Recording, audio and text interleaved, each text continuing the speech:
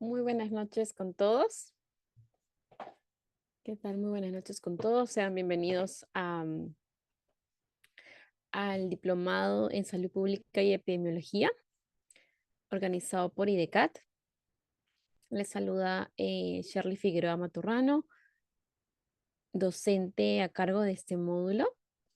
Voy a dar por iniciado, ¿sí? En primera instancia, em, compartir pantalla, ¿sí? E iniciar lo programado. A ver.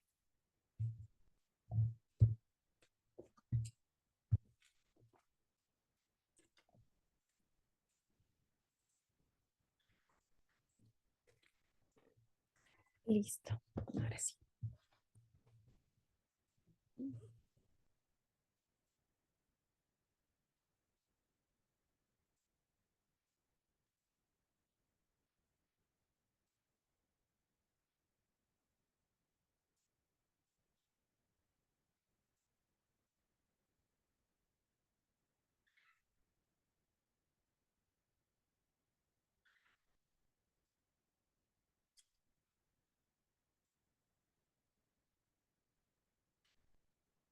Muy bien, listo, estoy compartiendo pantalla y ya con esto damos por iniciado este módulo de IDECAT que corresponde al diplomado en salud pública y epidemiología, ¿no? Entonces, el día de hoy vamos a, bueno, antes de empezar un poco los temas, a ver, acá, ujú,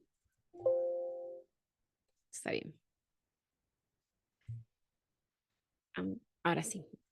Antes de empezar un poquito los temas, bueno, presentarme, ustedes seguro que ya me deben recordar de algunos otros módulos, estaba a cargo de este, de algunas otras sesiones en las cuales hemos visto muchos tópicos interesantes en relación sobre todo a epidemiología y la relación que esta tiene respecto a como herramienta, ¿no? De la salud pública. Entonces, quien les habla es magíster en epidemiología, soy egresada de la maestría de bioestadística. Trabajo actualmente en el Seguro Integral de Salud, formo parte del equipo técnico de la Gerencia de Riesgo y Evaluación de las Prestaciones, como docente alrededor de 5 años, ¿no? En diferentes instituciones privadas y públicas.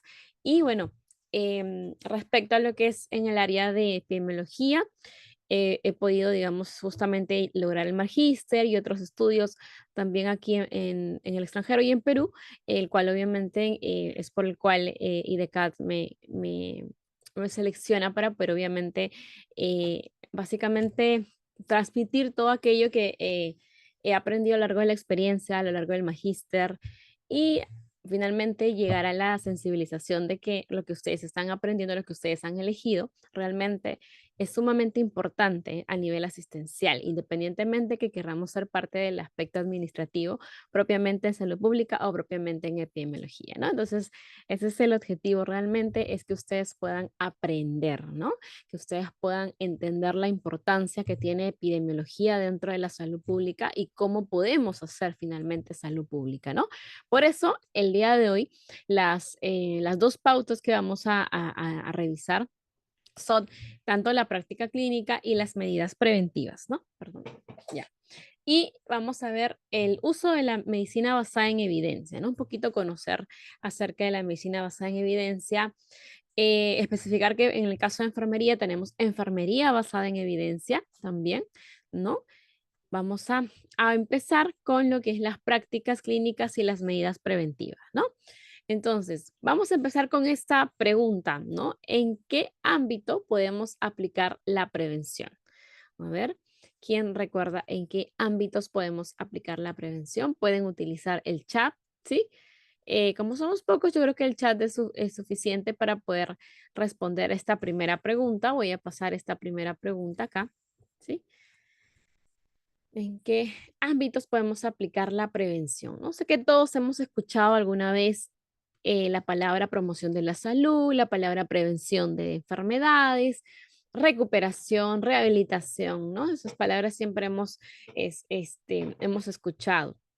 son estos ámbitos de la salud pública en los cuales nosotros podemos desempeñarnos, incluso laboralmente, ¿no? Y bueno, la pregunta es esa, ¿en qué ámbitos podemos aplicar la prevención? A ver, ¿alguna respuesta? Vamos a dar un lapso de 5 minutos. Vamos a ver, estamos recién justo, a ver, hoy qué pasó, no quiere salir, a ver, ahí está, finalizar la presentación. Ajá, vamos a ver acá y vamos a aperturar el reloj.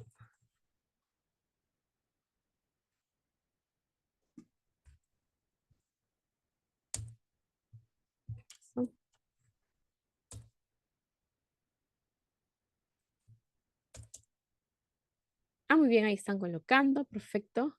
Mientras que acá no sé por qué no me está permitiendo escribir.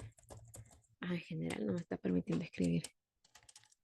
Hoy parece que se fue la pilita. Y yo creo que sí. A ver, muy bien, perfecto. Vayan ahí mientras acá soluciono un pequeño percance técnico. Pero que le vamos a dar solución muy rápido. Ujú. Listo.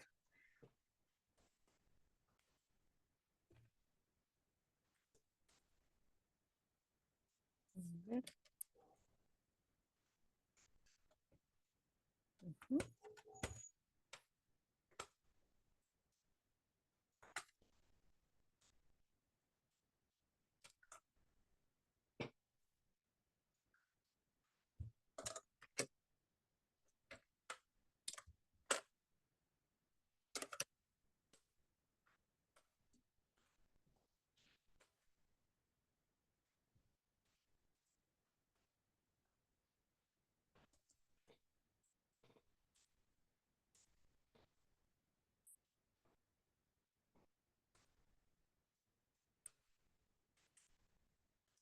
A ver, un ratito. Ajá.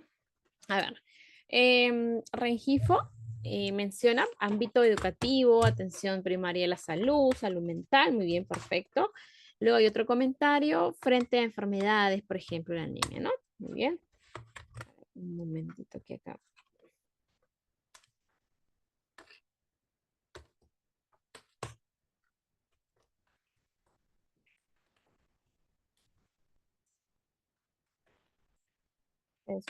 Se ha ido la pila del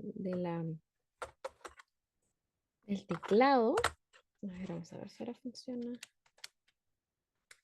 Sí, qué raro. Es que no quiere encender. Ujú. Bueno, creo que igual se puede.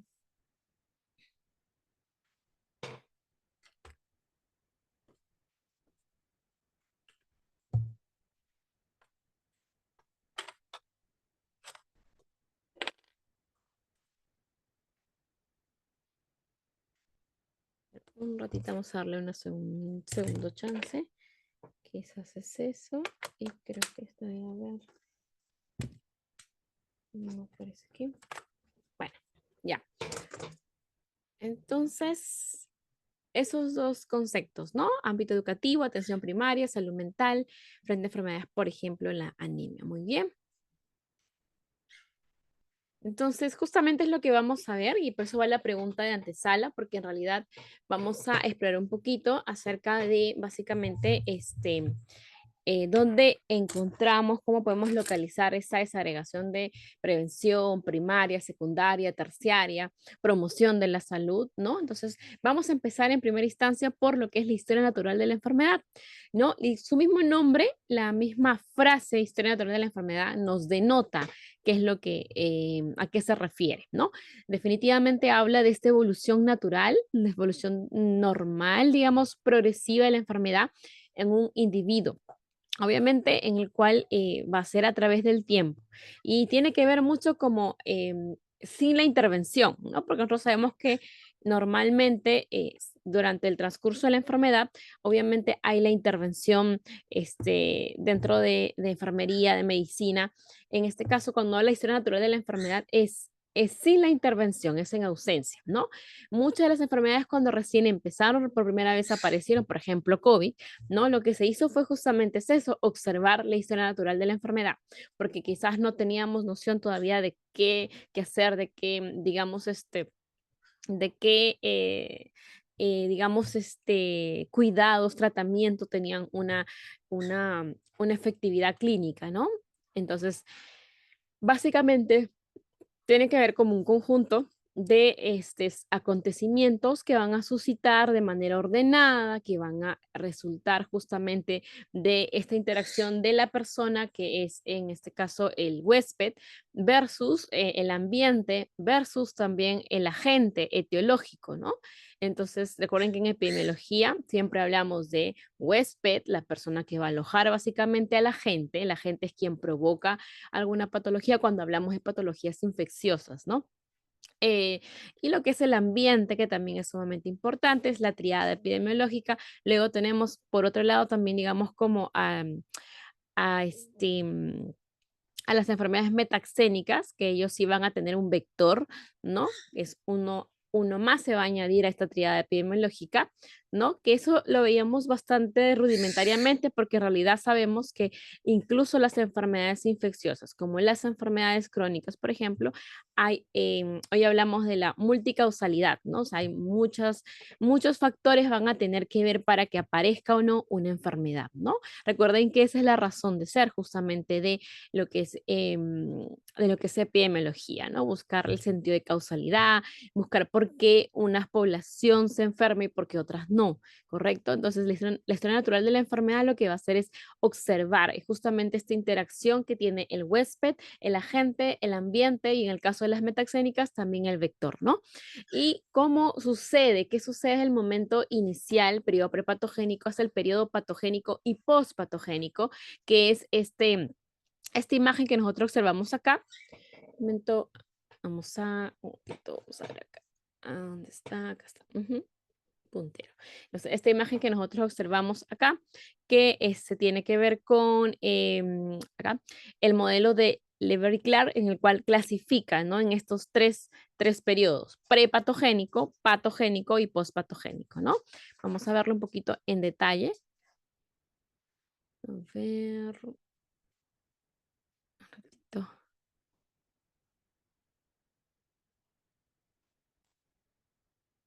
Siguiente. Ahora sí. Entonces tenemos el periodo prepatogénico. Dentro del sistema natural lo que va a hacer es que va a ser la fase inicial propiamente de la enfermedad, ¿no? Pero no hay manifestaciones clínicas, todavía no hay cambios tisulares, no hay cambios orgánicos. Básicamente nos va a hablar un poquito de cuáles son estas condiciones en la cual este huésped interactúa con el agente y el ambiente, ¿no? Todavía no hay signos ni síntomas, básicamente. Y el patogénico se va a dividir en dos, en el prodrómico y en el clínico. Entonces, acá definitivamente ya hay cambios celulares, ya hay cambios tisulares orgánicos, ¿no? Y en un sentido, en un periodo prodrómico, lo que va a pasar es que son manifestaciones todavía bastante generales, bastantes que se confunden con otras patologías, que todavía el diagnóstico no resulta del todo claro, ¿no? Entonces, requiere sí, obviamente, bastante experticia a nivel clínico y patológico para poder identificarlo incluso en esta parte. Ya luego aparece el periodo clínico en el cual obviamente sí hay una más clara definición de los signos y síntomas y lo que va a pasar es que básicamente va a ser mucho más fácil poder en este caso marcar lo que es el diagnóstico y el manejo, ¿no?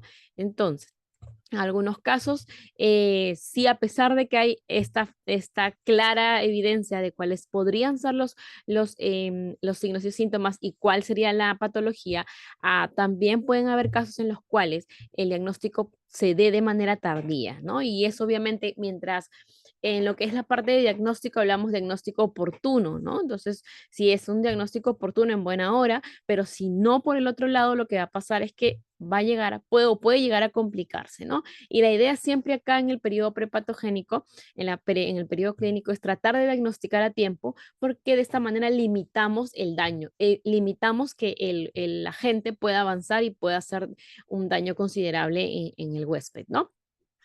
Y luego tenemos el periodo de resolución. Entonces, la enfermedad puede evolucionar hacia lo que es la curación con o sin secuelas, ¿no? Por ejemplo, hay enfermedades que simplemente son de corta duración y van a pasar por la vida de una persona sin dejar secuelas, otros van a producir secuelas, otros van a ver la muerte y otros ya hablamos de un periodo de cronicidad, ¿no? Una patología crónica, básicamente, ¿no? Entonces, acá se va a la recuperación, cronicidad, incapacidad o la muerte, básicamente. Esas cuatro salidas, estos cuatro outputs o cuatro posibles salidas tenemos, ¿no? O nos recuperamos, o la patología se hace crónica, o hay una incapacidad, que son básicamente las secuelas, o en este caso la muerte, ¿no? Son cuatro de las cosas que nos pueden suscitar. Entonces, esta clasificación anterior que nosotros observamos de periodo prepatogénico, periodo patogénico y periodo de resolución o el periodo postpatogénico también se le llama, también tiene que ver o tiene relación para poder identificar cuándo cuándo, digamos, vamos a poder abordar desde un sentido de prevención primario, de prevención secundario y de prevención terciario. ¿Sí? Por favor, no se olviden que en cualquier momento siéntanse libres de poder hacer preguntas, levantar de repente la mano, encender sus micros. Si hay alguna duda respecto a lo que voy avanzando, ustedes por favor siéntanse con la libertad de también en el chat poder de repente hacer una consulta, pregunta, solicitar que de repente aclare con un ejemplo o de repente vuelva a repetir que algo no quedó muy claro o que resultó de repente confuso con algún otro tema que he estado hablando. ¿Sí? Entonces es la idea que ustedes puedan ir aprendiendo y tengamos súper claro las cosas. Y la única forma es que obviamente tratemos de interactuar, ¿sí? Entonces, eh, Lively Clark, ¿no? Que es lo que más acogida tiene dentro del ámbito de la literatura clínica, se quedó con este modelo, pero en realidad si nosotros vemos, comparamos con los demás, son muy similares, entonces tampoco es como que haya tanta diferencia. Pero bueno, Lively Clark trabaja con que prevención primaria enmarca la promoción de la salud y protección específica. Lo que es secundario y a veces es diagnóstico temprano, tratamiento adecuado, limitación de la incapacidad. Y terciario, lo que es rehabilitación. Entonces, ¿cuál era la respuesta? ¿No? Em, dentro de lo que es la prevención primaria, usted se percata, ¿no? Es lo que usualmente nosotros relacionamos a lo que tenga que ver con prevención. Creemos que solo prevención enmarca antes de que suceda la enfermedad, pero no recordamos que también existe una prevención secundaria. Ya no vamos a prevenir, obviamente el foco no va a ser prevenir que aparezca, que ingrese la enfermedad, que aparezca la enfermedad, sino vamos a limitar daño, ¿no? A trabajar en un diagnóstico temprano que me va a hacer que el tratamiento sea oportuno y limitar, por lo tanto, el daño o la incapacidad, ¿sí? Y en la parte terciaria, ya hablamos de que se tiene que trabajar prevenir, digamos, secuelas de por vida con el tema de la rehabilitación. Entonces, eh, cuando la respuesta básicamente era en todos los lugares, en todos los aspectos clínicos podemos hacer prevención de diferente tipo, primario, secundario o terciario, pero finalmente hacemos prevención, ¿no?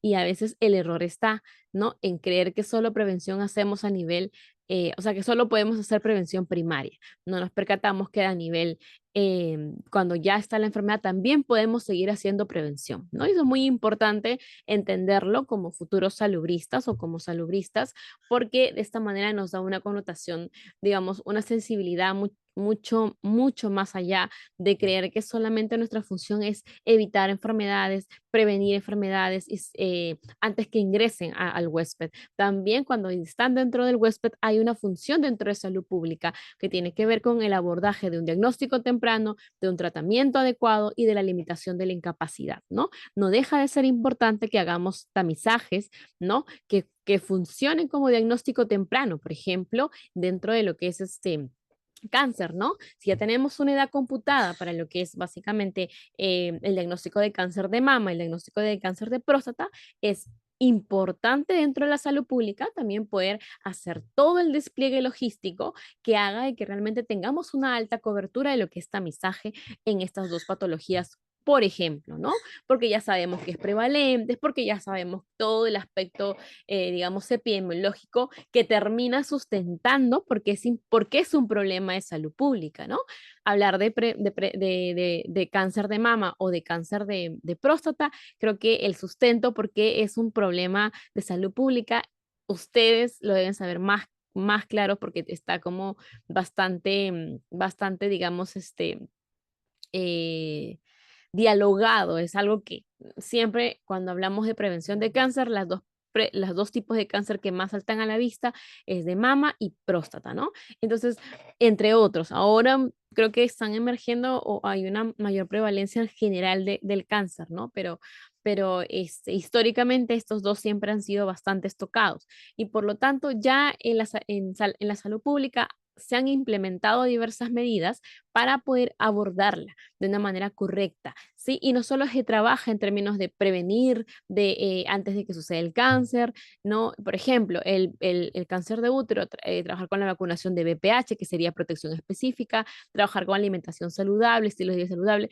que tiene que ver con promoción de la salud. No solamente queda ahí la función del salubrista, tiene que ver también con si estás en un aspecto de gestión pública, poder trabajar que dentro de tu jurisdicción haya un diagnóstico temprano, porque normativamente está, ¿no? La norma está en el Ministerio de Salud en qué edad se debe priorizar el tamizaje para próstata, para el cáncer de mama, etcétera, ¿no?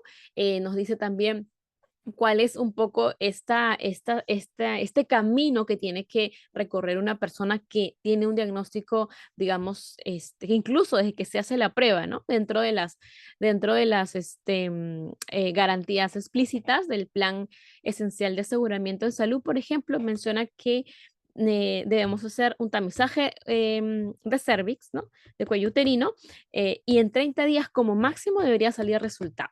Ahí hablamos mucho, o sea, ¿por qué está escrito en un documento del Ministerio de Salud esto? Porque estamos tratando de poder abordar el ministerio, de poder enmarcar las pautas claras respecto a un diagnóstico temprano. Y no puede ser que una persona se saque un tamizaje y el resultado de la lectura de esta toma de muestra em, citológica demore más de 30 días, ¿no? Perdemos el sentido de un diagnóstico temprano, de un diagnóstico oportuno. Entonces, por eso es que en términos de salud pública también abordamos diagnóstico temprano y eso es prevención, ¿no? ¿Qué prevenimos? Limitando el daño, dando el tratamiento oportuno. Entonces, eso es lo que va a hacer en términos de la prevención secundaria. Y en terciaria, ya de repente, ese mismo cáncer puede dejar algunas secuelas en las cuales podemos trabajar la rehabilitación para recuperar algunos aspectos funcionales de repente de la persona. Claro, no en todos los casos es lo mismo, hay aspectos que van a ser secuelas de por vida, pero acá, digamos, mm, abordamos aquellas que sí puedan tener esta oportunidad, básicamente, de poder redimirse, ¿no? Luego tenemos a otros autores que también han tenido una idea bastante similar, ¿no? La Universidad de Columbia propone algo muy similar. En realidad, aquí nada más pasa la limitación de la incapacidad a la parte terciaria, ¿no? Tiene un poco de lógica en realidad, ¿no? Y luego tenemos a Ito y Lee, que también tienen esta misma idea de pasar, en este caso, la limitación de la incapacidad a una prevención terciaria, ¿no? Finalmente, el que más manejamos un poco en términos de la literatura clínica es el del Libel y Claro, ¿no?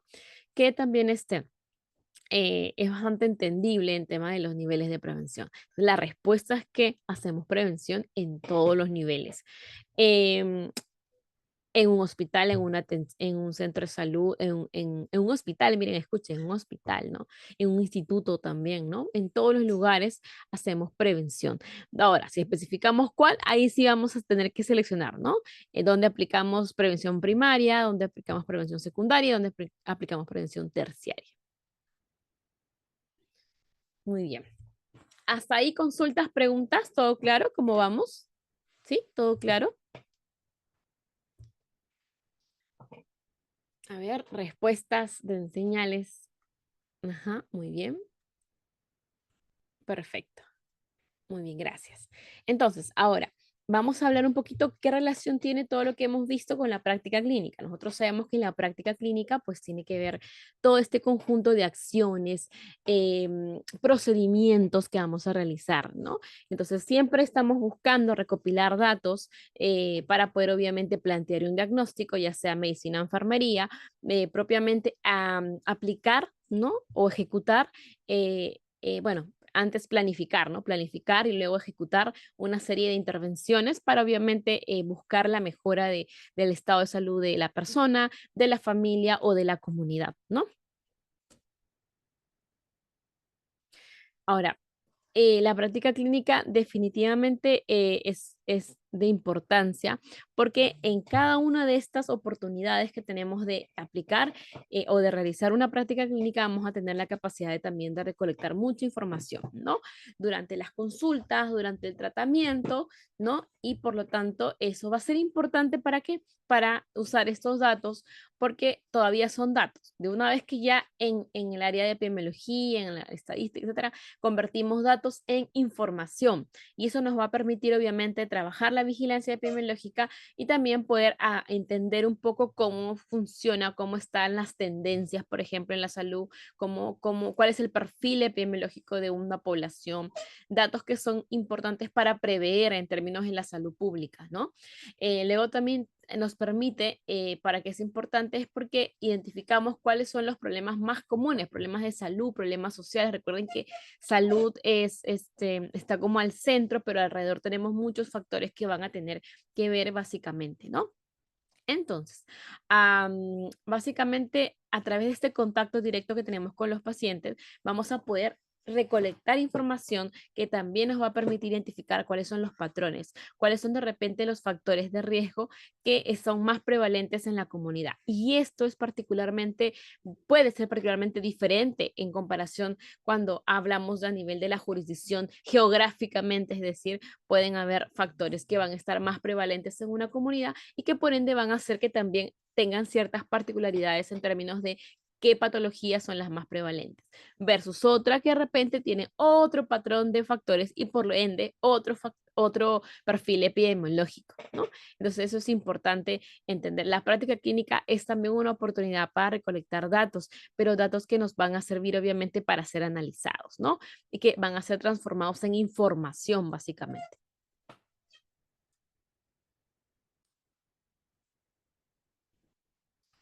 ¿Qué más? Bueno, entonces definitivamente también se constituyen como el accionar de la salud pública, ¿no?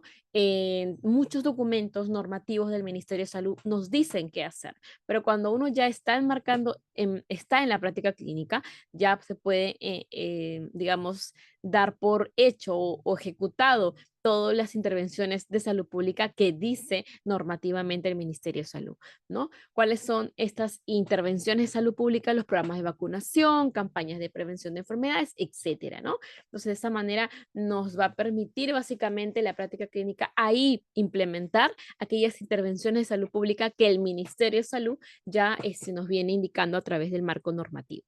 Entonces, otro aspecto también importante es que definitivamente todas estas intervenciones que son planteadas al momento que diagnosticamos, que recopilamos la información, que planificamos, tienen, digamos, como foco mejorar la calidad de vida, ¿no?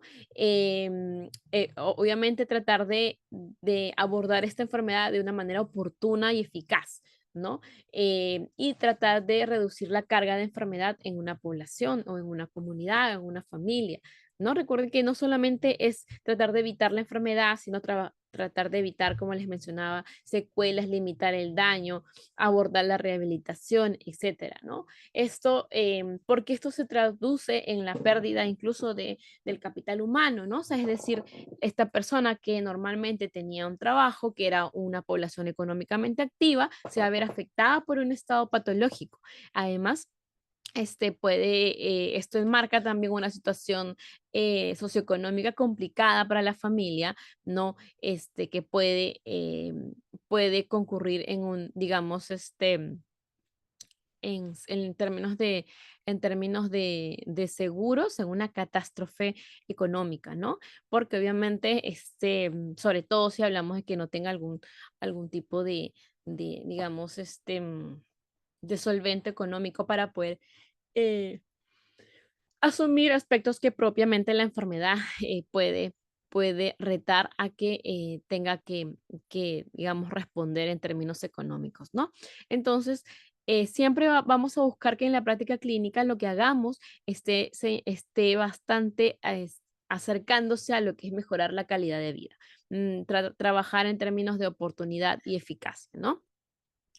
Entonces, ¿cuáles son esos componentes de la práctica clínica? Entonces, primero tenemos, como nosotros sabemos, una evaluación del paciente, ¿correcto? En la cual obviamente está la historia clínica, entonces, que tiene que marcarse todo un conjunto de la anamnesia, la recolección de datos, de antecedentes, datos personales o individuales, familiares, sociales del paciente, ¿no? Recuerden que la salud es multidimensional, hay muchas dimensiones que hay que abordar cuando uno habla de salud, ¿no? No solamente es ver, está sano o enfermo. Eso ya, esa concepción de lo que es salud hace mucho que no es así, ¿no? Y sabemos que un estado de bienestar físico, social, psicológico, entonces cada una de estas que se van mencionando son como las grandes esferas de la salud. Si alguien no está mal económicamente, la salud se ve afectada, claro que sí. Si alguien no socializa, también. Si alguien de repente, digamos,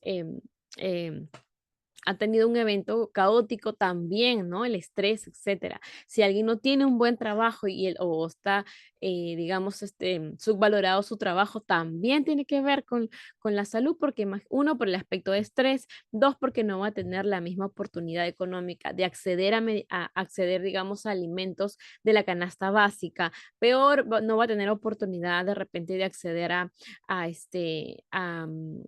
un seguro o alguna asistencia médica propiamente, ¿no? Entonces, toda esa variabilidad, estas multidimensiones tienen que ser abordadas dentro de la historia clínica, ¿no?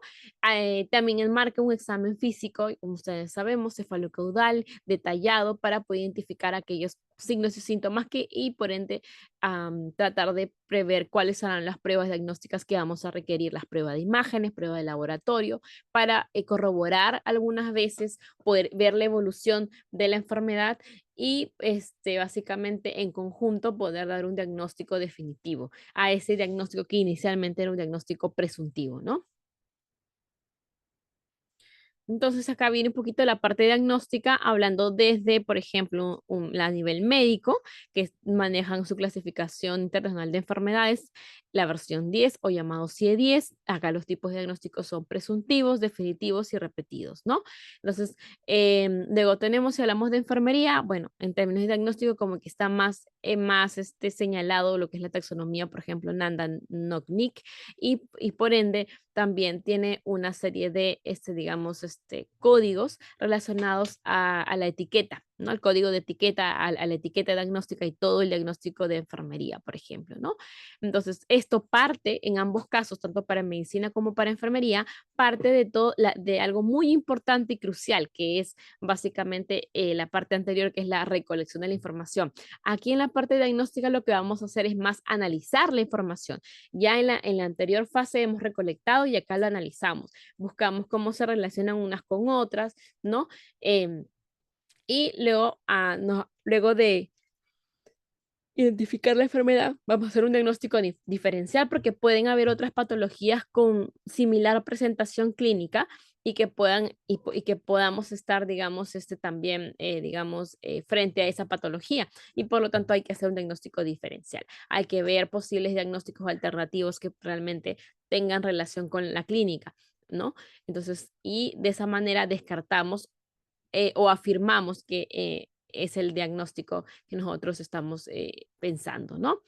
Luego tenemos lo que es dentro del tratamiento, que hay obviamente una planificación en primera instancia, ¿no? Y luego la ejecución de las intervenciones terapéuticas y finalmente una parte que es de también ejecución, y lo que es una parte de mejora continua en el cual siempre vamos a evaluar, o la parte de evaluación, ¿no?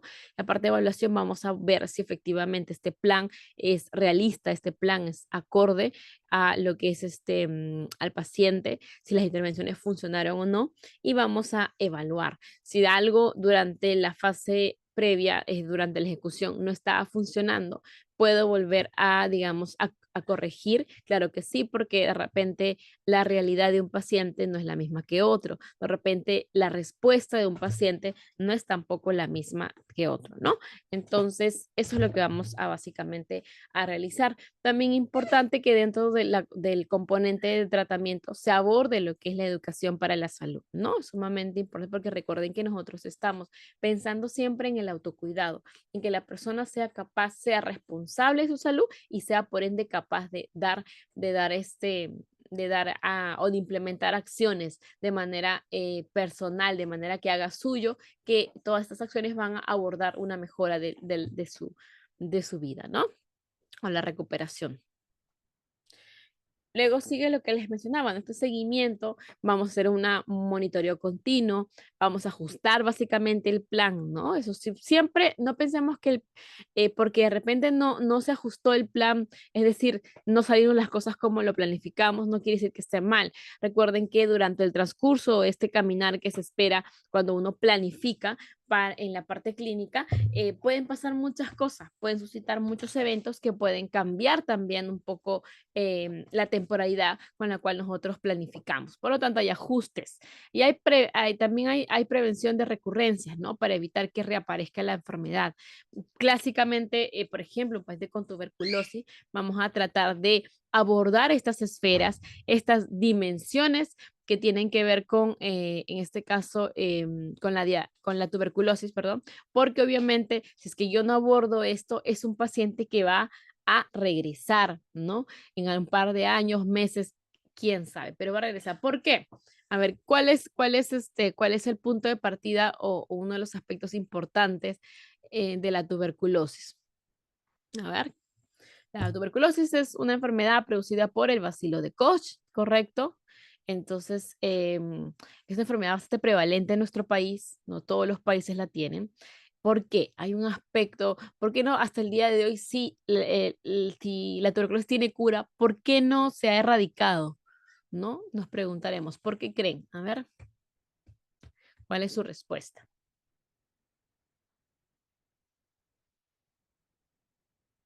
Una pregunta bastante interesante, ¿no? Ustedes nunca se han preguntado de repente por qué si es una bacteria, el Bacillus Koch, tiene tratamiento, es gratuito el tratamiento, se busca todos los recursos y ya está implementado todos los recursos en pro de que puedan recibir el tratamiento oportuno. A nivel del diagnóstico también, como que hasta de casa en casa van preguntando si tiene todos con fiebre más de 15 días, etcétera, ¿no? Entonces, ¿por qué? ¿Qué es lo que pasa que todavía sigue siendo prevalente? Que todavía, digamos, hay casos, se reportan casos a diferencia de otros países que la tasa de presentación es mucho, mucho menor, ¿no? A ver, ¿por qué será? ¿Ideas? ¿Ninguna? Ujú. Ok, perfecto. Ese es un buen punto, el tema de la adherencia, ¿no? La adherencia terapéutica es algo complicada por la gran cantidad de medicamentos y por ahí efectos colaterales. Correcto, ese es uno. Hay otra cosita también. Ujú.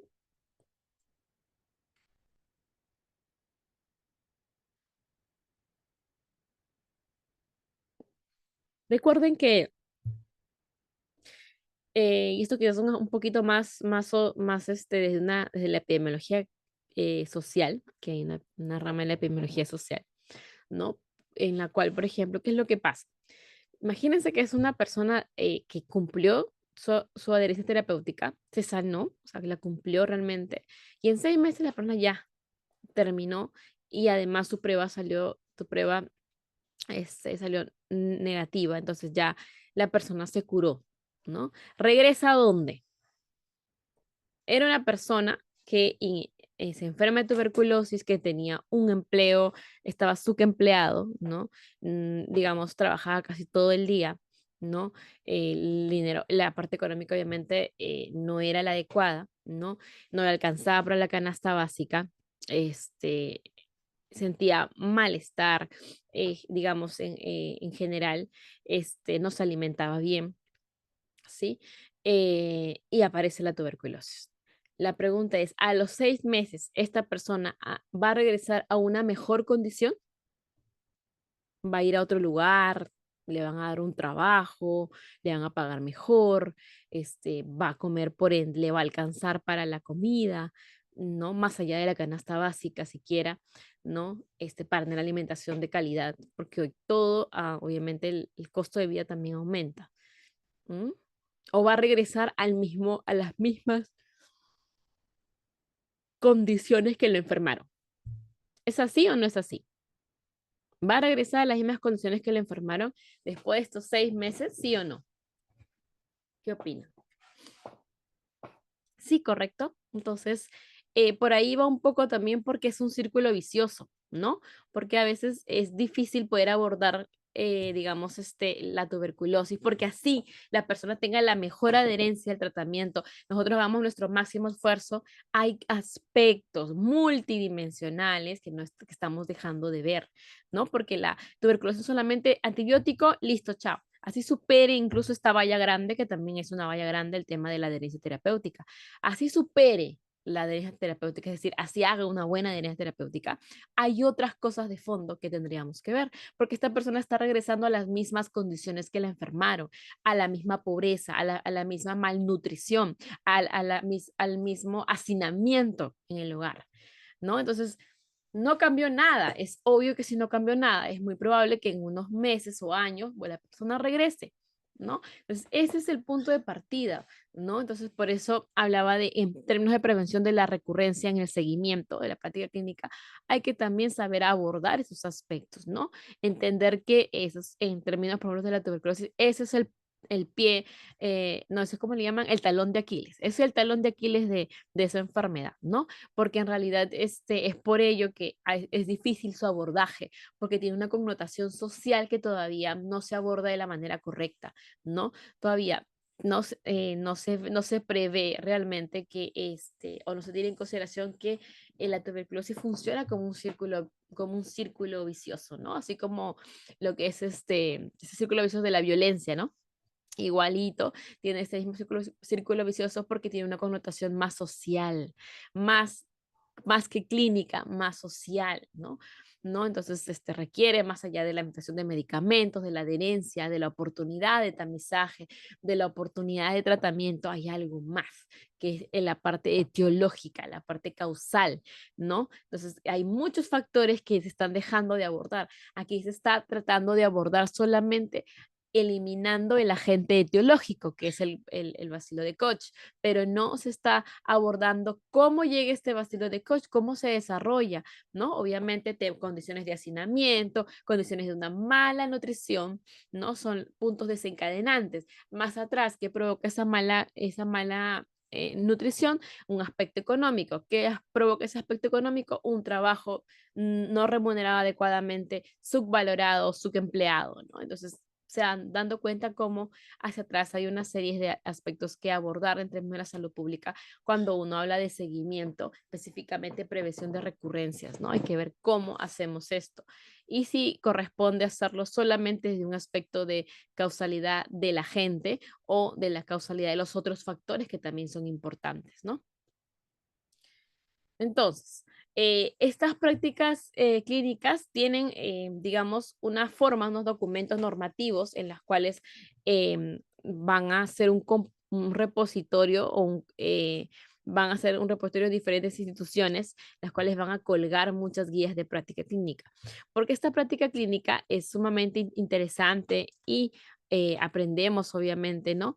De todos estos componentes que se encuentran, pero queda de dónde vamos, cómo vamos a ejecutar, digamos, ciertas acciones frente a una patología, Todas esas pautas se van a dar dentro de las guías de práctica clínica. Son documentos ordenados que van a permitir a que el profesional de la salud, ¿no? Pueda, digamos, tomar decisiones sobre la atención sanitaria de un paciente en específico por alguna patología o conjunto de patologías, ¿no? Entonces, no es que algo que escribimos porque googleamos y es una guía de práctica clínica, no. Todo lo que diga la guía de práctica clínica tiene que estar sustentado en evidencia científica. Es una revisión bastante exhaustiva, ¿no? Y la idea es que trabajemos todos de la misma manera, ¿no? Que en salud, MINSA, etcétera, te trabajen de la misma manera, buscando optimizar el manejo clínico, ¿no? Buscando también que todo lo que se coloque en la guía de práctica clínica tenga sustento científico, ¿no? Y que así el médico A haga lo mismo que el médico B, independientemente si uno está en Lima o no está en región, hay una guía de práctica clínica que a los dos los guía, a los dos los va a orientar sobre qué es lo que tienen que hacer frente a una persona con X patología, ¿sí? Entonces, para eso sirven la guía de práctica clínica, para estandarizar también los cuidados que se van a brindar frente a una patología, ¿no? Entonces, ¿cuáles son las características básicamente de estas guías de práctica clínica? Una de ellas y las más importantes que definitivamente tiene que estar basada en la evidencia, en la investigación, ¿no? Hay estudios desde muy alta calidad como los ensayos clínicos aleatorizados, luego tenemos desde estudios de encuesta también, por ejemplo. Entonces, los ensayos clínicos aleatorizados, el de cohorte, las revisiones sistemáticas, van a ser más utilizadas dentro de la guía de práctica clínica, ¿no? Porque obviamente tienen una mayor jerarquía en términos de cuál alcanza la causalidad, ¿no? Por ejemplo, un ensayo clínico aleatorio sí tiene este poder de concluir como un aspecto ya etiológico, ¿no?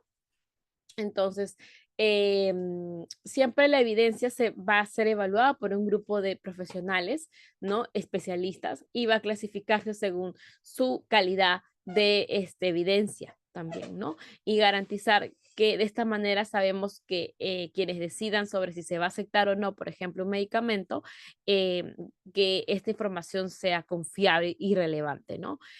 Y relevante, o sea, es decir, y también relevante, no que de repente sea sustentado en una praxis, solamente en una práctica personal, no, sino que tiene que haber estudios que sustenten qué voy a hacer frente a X enfermedad, ¿no?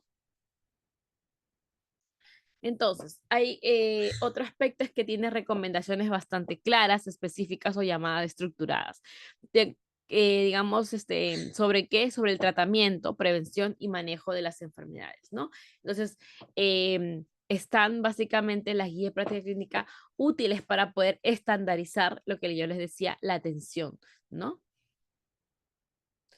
Y también enmarca un proceso de desarrollo riguroso a nivel que esté controlado, ¿sí? Las guías, básicamente, porque estas son desarrolladas por un grupo de expertos, ¿no? Que son clínicos, epidemiólogos, investigadores, incluso pacientes en un aspecto colaborativo y de libertad de incorporarse, ¿no? Entonces, hay un proceso de revisión por pares, hay todo un procedimiento para publicar básicamente una guía de práctica clínica, ¿no? Que tiene que pasar, en este caso, quienes deseen publicar. Entonces, tenemos, hasta ahí todo claro, ¿sí? Todo claro. Antes de pasar a las características, en específico los objetivos.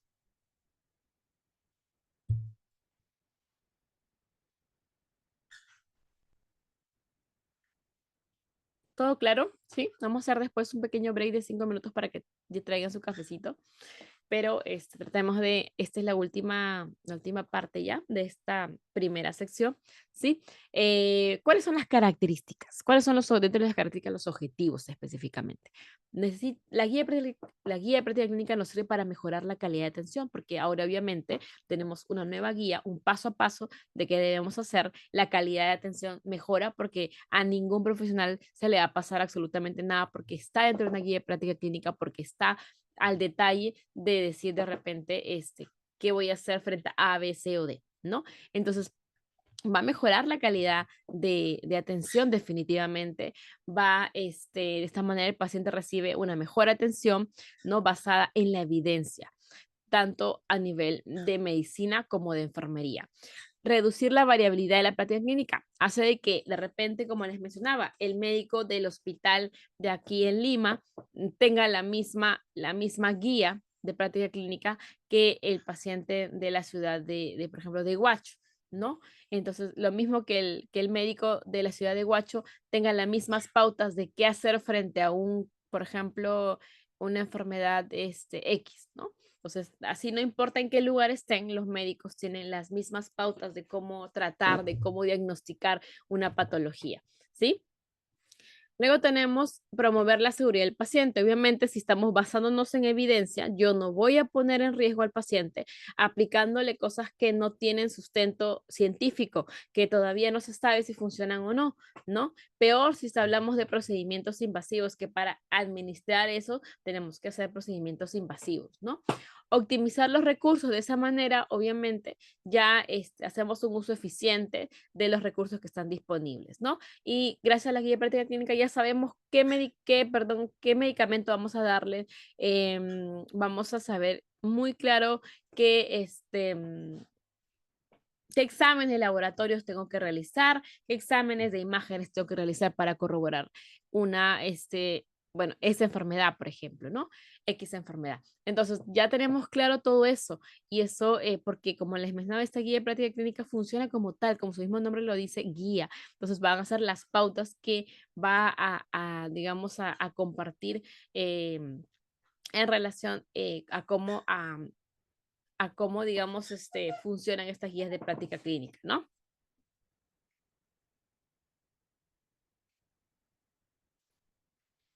Muy bien. Entonces, ¿sabías que muchos medicamentos tienen autorización de uso restringido a encontrarse en una guía de práctica clínica? Sí, ¿no? Algunos medicamentos que están fuera del Directorio Nacional, dentro del Directorio Nacional Único de Medicamentos, por ejemplo, algunos tienen la especificación que requieren tener una guía de práctica clínica, ¿no?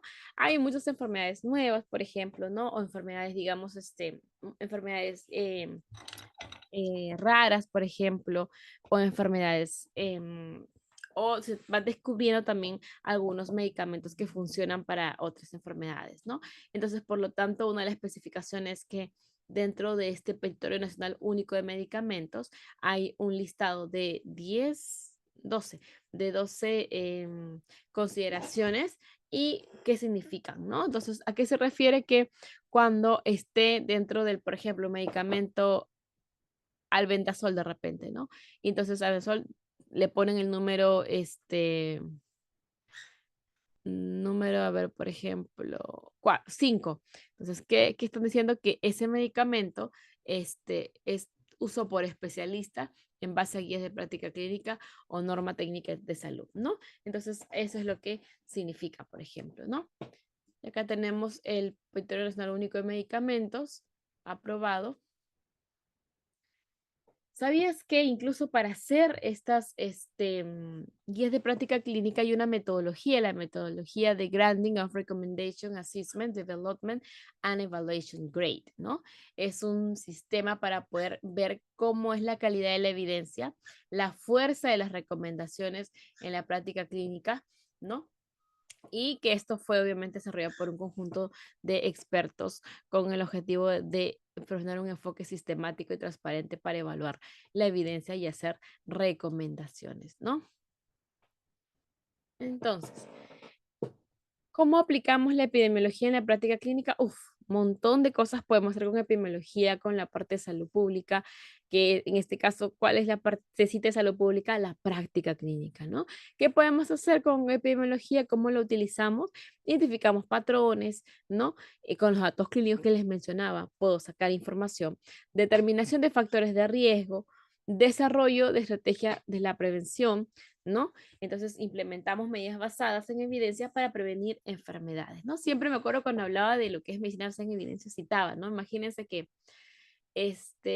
la forma de administrar tratamiento al adulto mayor, no, perdón, a todos los adultos que sufren, por ejemplo, tuberculosis, sea algo más que el que actualmente se utiliza. Actualmente se realiza con una observación directa de la toma del medicamento y de manera diaria. Es decir, el paciente no se lleva la cantidad de medicamentos para todo el mes, no, sino que tiene que venir y nosotros supervisar la toma del medicamento, porque lo que ustedes lo mencionaron, ¿no? Hay una falta de adherencia bastante marcada. Entonces, yo siempre hablaba de este ejemplo y les decía, ¿no? Eso soy, pero ¿qué pasaría que de repente esta estrategia de administración de medicamentos en pacientes con tuberculosis de cada unos años quizás cambie? Quizás ya no es de esa manera, es otra, ¿no? Y justo el Instituto Nacional de Salud sacó justamente algo al respecto, ¿no? Ahora este año, hace un par de semanas. Entonces, siempre ponía de ejemplo eso. Imagínense que esa forma de dar de manera directa y diaria cambie. Puede cambiar, claro que sí, es una estrategia de administración de medicamentos, pero o de buscar la adherencia al tratamiento. Pero obviamente justamente es donde epidemiología va a aparecer, ¿no? Porque estas medidas que van a implementarse, que de repente usted no, pero cuando yo aprendí era diferente y ahora es otra cosa, claro que sí, porque recuerden que va cambiando en el tiempo. Son medidas que pueden ser, son basadas en evidencia y que por ende pueden ser inicialmente quizás algo diferentes o algo revolucionarias, ¿no? Luego tenemos para qué también nos sirve, porque nos va a ayudar a la vigilancia epidemiológica. Estamos teniendo algo muy importante que son datos, ¿no? Luego ya vamos a hacerlo algo más analítico, vamos a buscar información con el análisis de tendencia y luego una respuesta rápida, ¿no? Que es básicamente lo que nosotros realizamos. Diseño de intervenciones, porque obviamente nos va a permitir desarrollar programas, le permite que, o sea, la epidemiología le permite a la práctica clínica, gracias a la práctica clínica, la implementación y evaluación de justamente las intervenciones con una retroalimentación que es sumamente relevante, sobre todo en la parte de mejora continua, ¿no? Consultas, preguntas hasta ahí. Vamos a hacer un break de 5 minutos para poder, obviamente, tomar un cafecito, ¿sí? 5 minutos, voy a colocar el stopwatch a ver qué me funciona acá el teclado. Todavía no, todavía no.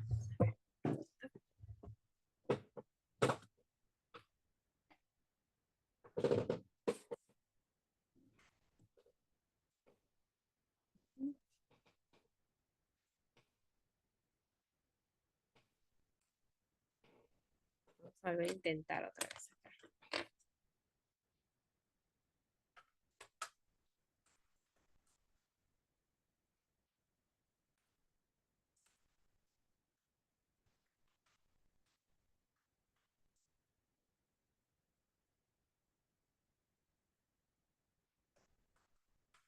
A ver, consultas, preguntas, todo claro. Ya. Entonces, son 9 y 5, regresamos, ¿sí?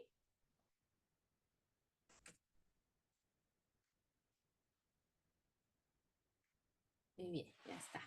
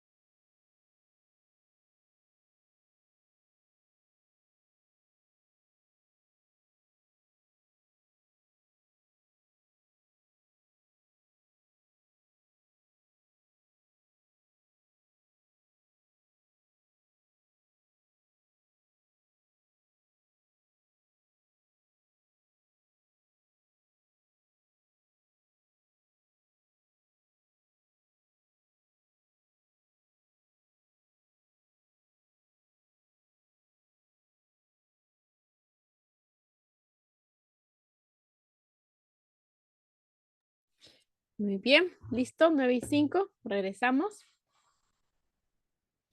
Han sido 5 minutos para que vayan a traer su tacita de café y podamos continuar, ¿sí? Listo. Vamos a ver dónde nos hemos quedado. Ahora estamos en ya la segunda parte, en la cual vamos a entrar un poquito a lo que es medicina basada en evidencia, pero voy a hacer el contraste también con enfermería basada en la evidencia, que este, por ahí seguro hay colegas y es importante saber que no solamente hay medicina basada en evidencia, sino también enfermería basada en la evidencia, ¿no? Entonces es bastante interesante como también las otras carreras de la salud también han tenido esta connotación, porque medicina basada en evidencia es algo bastante interesante. Ahorita vamos a ver. Lo mismo es la aplicación. Sabemos que dentro, para diferenciar un poco en términos generales la parte conceptual, la parte de medicina busca obviamente curar, la parte de enfermería buscamos cuidar, ¿sí? Entonces son dos objetivos diferentes, dos objetos diferentes, pero el sujeto es lo mismo. Tanto medicina como enfermería tienen a la persona, a la familia y a la comunidad, ¿sí? Eso sí lo compartimos, pero el objetivo es muy diferente. Enfermería busca cuidar y medicina busca curar, ¿correcto? Entonces, es la única diferencia o los otros aspectos de la medicina basada en evidencia, digamos, se comparten ahí la parte conceptual, la parte de que el centro de la digamos, de la atención en salud va a ser en la persona, la familia o la comunidad. Eso lo van a compartir todos los conceptos. La única diferencia es que a nivel aplicativo, medicina va a buscar curar y enfermería va a buscar cuidar, ¿sí? Bueno, nosotros cuando, digamos, abordamos toda la parte de la literatura, siempre dice cuidados de enfermería, ¿no? Esa palabrita es clave realmente porque es lo que está denotando nuestro quehacer propiamente, es diferenciado en ese sentido, ¿ya? Entonces, la primera pregunta va a ser, ¿qué entienden ustedes por medicina basada en evidencia? ¿La conocen? ¿Nunca la han escuchado? ¿Es algo nuevo para ustedes? ¿Me parece que significa esto? ¿O no? Nunca la he escuchado y simplemente pues no desconozco qué significa. Cualquiera de estos comentarios es válido porque estamos todavía, ustedes están en un proceso de aprendizaje, por eso estoy segura que han querido tomar este curso y créanme que este diplomado, créanme que no van a salir, digamos, con esta percepción de que no aprendieron nada. Por el contrario, estoy segura que muchas de las cosas que hoy ustedes están escuchando no lo habían aprendido quizás, ¿no? Entonces, o hay cosas que están mejorando, reforzando, retomando. Entonces, yo estoy segura que van a salir con esta idea de poder, obviamente, decir, wow, qué interesante, quisiera aprender más. Y hay más, ojo, porque, digamos, este diplomado está como un nivel básico intermedio. ¿No? Hay un nivel más avanzado de epidemiología, más avanzado de salud pública, sobre todo epidemiología, porque en realidad y hay incluso otro campo, estamos viendo mucho de la epidemiología clásica. Hay un campo que es epidemiología social, les invito a que puedan ver un poquito más, que es muy bonito, muy interesante, es otra lógica, otro pensar, ¿no? Entonces, hay muchas cosas en epidemiología, que es lo que lo hace que realmente uno sienta que nunca va a acabar de aprender y diga, wow, cuántas cosas interesantes, bonitas. Hay epidemiología clínica, hay epidemiología de campo, ¿no? Que hace que uno pueda decir qué interesante es esta herramienta que utiliza la salud pública llamada epidemiología, ¿no? Y la epidemiología también utiliza la parte de bioestadística, por eso ustedes están llevando algunos tópicos también de bioestadística, ¿no? Entonces, la pregunta es, ¿qué entiendes por medicina basada en evidencia? A ver, ¿cuál es su respuesta? Em, Vamos a dar 5 minutitos, así nos quedamos, voy a colocar ahí un fondo de música como para animarlos, para poder, ahí para que acompañen seguro el cafito que deben estar tomando, que es válido como para que nos despierte un poquito más, porque sé que todos terminan un poco medio cansados con el día o con el día a día, porque ya estamos en la última parte de digamos, de la jornada laboral, ¿no? Entonces, definitivamente terminamos ahí un poco cansados, ¿no? A ver, 5 minutos son 9:09. ¿Qué entienden por medicina basada en evidencia?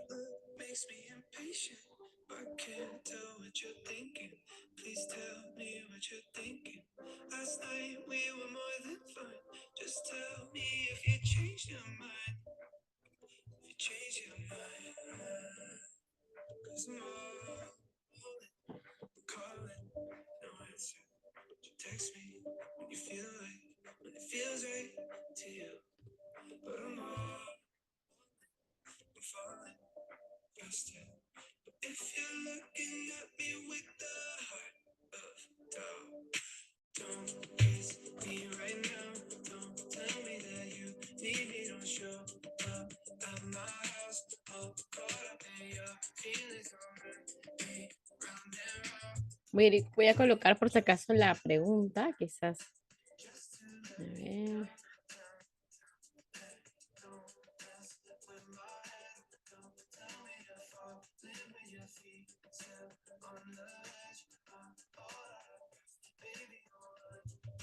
Ujú.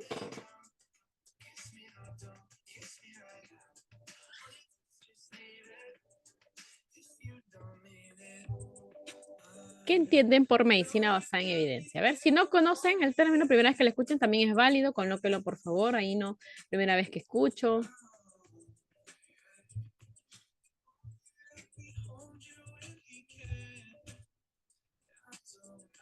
3 minutos, a ver. Creo que se han extendido el tiempo del cafecito, ¿no? Estamos respondiendo a la pregunta, ¿qué entiendes por medicina basada en evidencia?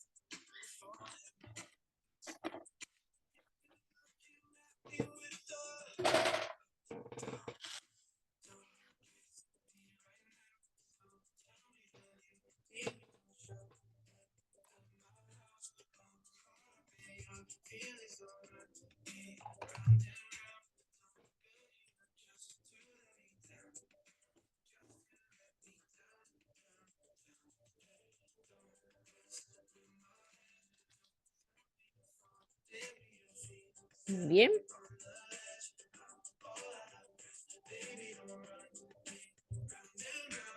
Muy bien, gracias Ledesma. 1 minuto.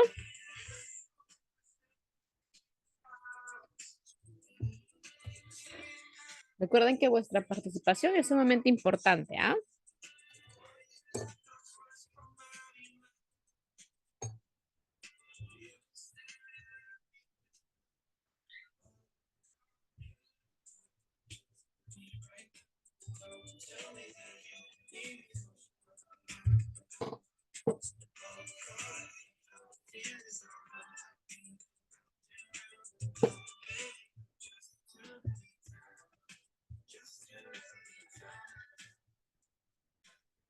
Muy bien. Por ahí menciona medicina basada en hechos o en pruebas. Correcto, muy bien. Es una deducción bastante buena. Correcto, ¿no? La medicina en evidencia es un enfoque, ¿no? Que tiene que ver mucho con la práctica clínica porque va a tratar de identificar cómo que para la práctica clínica es necesario usar la mejor evidencia científica que tengamos al día de hoy, ¿no? Entonces, y eso obviamente nos va a hacer que las decisiones clínicas sean acertadas, ¿no? Y digo siempre la palabra hasta el día de hoy porque las cosas cambian en el tiempo. Por ahí va un poco el tema de que para hacer medicina basada en evidencia o enfermería basada en la evidencia, necesitamos leer, ¿qué cosa? Papers, artículos, investigaciones. ¿Por qué? Porque justamente ustedes se preguntarán de dónde sale, por ejemplo, esta edad en la cual se debe, digamos, hacer el tamizaje de hemoglobina al lactante menor. ¿Por qué antes era 6 meses, luego se cambió a los 4 y 5 meses? ¿Ah? ¿Por qué?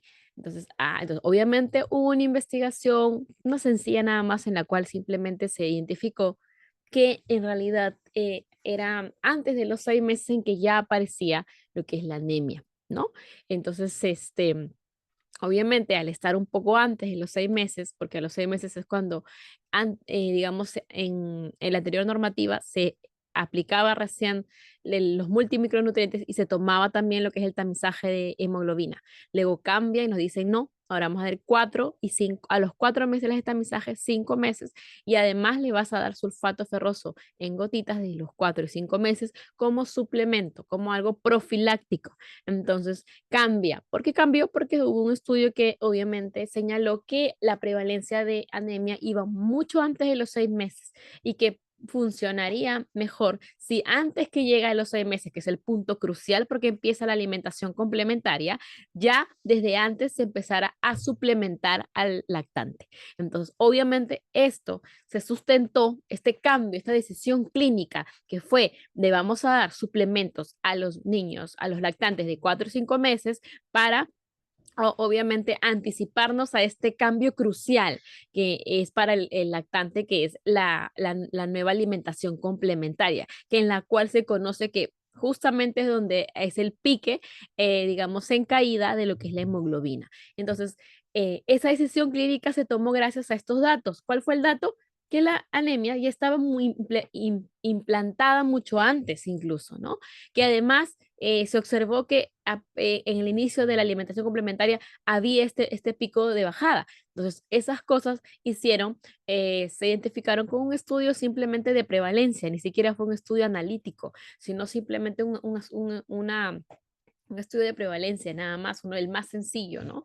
Entonces, claro, sí tiene que ser en un grupo considerable, obviamente, estadísticamente, digamos, significativo, con esta capacidad de extrapolar la información a un grupo grande de personas, ¿no? Obviamente, es decir, que es, lo que observaron no sea algo muy particular, sino que sea algo generalizable, para que obviamente esté en un documento normativo que aplique a todo el país, ¿no? ¿Qué me refiero? Que de repente no podría yo, o sea, utilizar esta información si fue en un pueblo, qué sé yo, con características demográficas muy diferentes, con características culturales muy diferentes, porque quizás esto se deba a esas características muy diferentes, ¿no? Tienen que digamos, ser generalizables. Y con ese estudio, digamos, con este estudio nada más sencillo es donde se pudo sacar esta información y llamarnos a tomar decisiones clínicas, ¿no? Entonces se percatan que obviamente hasta el día antes de ver que los 4 o 5 meses, hasta ese momento la anterior normativa, la mejor evidencia hablaba de que a los 6 meses se iba a hacer el tamizaje. Luego se actualiza y dicen, no, es antes, a los 4 o 5 meses se suplementa y también toma su control de hemoglobina. Entonces se percatan como, por eso la palabra, hasta la mejor evidencia al día de hoy es algo que no está ahí por artificio, porque sí, sino que realmente es así. Realmente por eso es importante leer bastante, tener los artículos científicos, al menos un artículo científico a la semana, ¿no? ¿Por qué? Porque en realidad siempre van saliendo muchas cositas. Ahora, ustedes se preguntarán, claro, de repente, hay muchos, ¿cuál leo? Obviamente los que están más relacionados a la práctica clínica que yo ejerzo. Si de repente la práctica clínica que yo ejerzo tiene que ver con UCI, pues voy a leer obviamente acerca de algunas enfermedades que vea comúnmente en UCI, de algunos protocolos de atención de UCI, ¿no? De hecho que, por ejemplo, el cambio postural, la prevención de úlceras por presión es básico. Voy a buscar información, artículos que de repente hablen sobre eso, nuevas prácticas respecto a las úlceras por presión, nueva información siempre va a aparecer, ¿no? Entonces, y así, cada uno de ustedes tiene que ir viendo que tiene, o quizás no se ha percatado, pero tienen como una línea de acción, ¿no? Es decir, algunos son de UCI o de emergencia, atención primaria. No, por favor, quitemos el ojo a atención primaria. Me refiero a que no pensemos que solamente lo que es práctica clínica tiene que ver con lo que es hospital, ¿no? No también tiene que ver con la atención primaria. Ahí es otro tipo de estudios, ¿no? Generalmente los cuasi experimentales, en los cuales, digamos, se aplica a un grupo una intervención y a otro no, y nos da la noción de que obviamente quizás la intervención es lo que está haciendo que haga cambios, ¿no? Entonces, y cuasi experimentales porque no es aleatorio la asignación de la intervención, sino es obviamente adrede. Entonces, em, en ese sentido, en lo que se busca en la práctica, digamos, clínica a nivel de atención primaria, también tiene que ver mucho con corroborar si las intervenciones de salud pública funcionan o no, ¿no? De repente hay algo en CRED que puedo descubrir que funciona mejor, que puede ser un instrumento, siquiera una hojita que agrego a la historia clínica, puede marcar la diferencia. Otra estrategia, además de la visita domiciliaria, que está estipulada por el Ministerio de Salud. El Ministerio de Salud dice una visita así, asá, asá, y yo encuentro que hago visitas domiciliarias, pero añadiendo algo más, y me doy cuenta que la adherencia de las mamitas al centro de salud para sus controles de sus niños es mejor. Entonces, eso también funciona como se puede hacer una investigación y puedo darle esta importancia a esa nueva estrategia que yo estoy poniendo. Entonces se dan cuenta que esas cositas también se publican y por ende también hay lecturas relacionadas a atención primaria. La de tuberculosis tiene que ver más con atención primaria y hay un nuevo estudio del Instituto Nacional de Salud respecto a la adherencia terapéutica de pacientes con tuberculosis. Se percata de que en realidad todos tenemos como una línea de acción. Entonces, en base a esa línea de acción, yo voy a seleccionar también mis papers o artículos científicos, ¿no? Entonces, va a integrar mucho su experiencia clínica, ¿no? Eso sí es cierto. Pero también recuerde, la experiencia clínica, el conocimiento de ustedes y también la preferencia, ¿no? Y valores del paciente. ¿A qué me refiero? Que en términos de la medicina basada en evidencia, no puedo imponer algún cuidado de enfermería, alguna atención de salud en general, sin tener la consideración de las preferencias del paciente y los valores del paciente, ¿no? Eso es sumamente importante recordar. Esta medicina basada en evidencia no es nueva en estricto sentido. Desde los años 90, la Universidad de McMaster en Canadá fue una de las primeras en hablar y poder ordenar un poco. Ya un poquito antes también se hablaba medianamente, pero el nombre de la medicina basada en evidencia nace por ahí, es una respuesta de un enfoque más ordenado, científico a la práctica clínica. ¿Por qué? Hay muchas falacias que se cometen dentro de la práctica clínica, porque de repente encontré algo casual, por ejemplo, el tema de la ivermectina con lo que es como tratamiento de COVID, ¿no? Alguien, entre todas las cosas que se les daba para poder en este caso tratar de mejorar lo que son pacientes con COVID, de repente a alguien se le ocurrió dar la ivermectina que tiene una capacidad o terapéutica o un efecto terapéutico comprobado como antiparasitario, pero no como antirretroviral, no como para poder, en este caso en específico, ir en contra del SARS-CoV-2, ¿no? Que es el agente causal del COVID-19. Entonces, eso no se ha comprobado. Hasta ese momento, hasta el 2020, no se comprobaba. Y sin embargo, por ahí hicieron la recomendación de que sí. ¿Por qué? Porque eso se basó en una falacia en la práctica en la cual coincidentemente una persona la tomó y coincidentemente se recuperó. Una sola persona no podemos extrapolar a la totalidad y no podemos, digamos, suponer todo este poder de efectividad de medicamento a ese medicamento cuando no se ha controlado los otros factores. De repente ese paciente mejoró porque obviamente fue un aspecto casual, es propio de que hizo un COVID leve porque tiene una clínica, unas condiciones que hicieron que solamente fuera leve y que no empeorara, ¿no? Entonces, esa puede haber sido algo casual y no por eso voy a recomendar algo. Hay que sustentarse en la evidencia científica. Y ya obviamente al final salieron las posturas correctas, que es que este medicamento no tiene ningún efecto antirretroviral y no así como por ejemplo la dexametasona, dijeron que no la utilizaran porque efectivamente lejos de ayudar, podría también incluso empeorar el desarrollo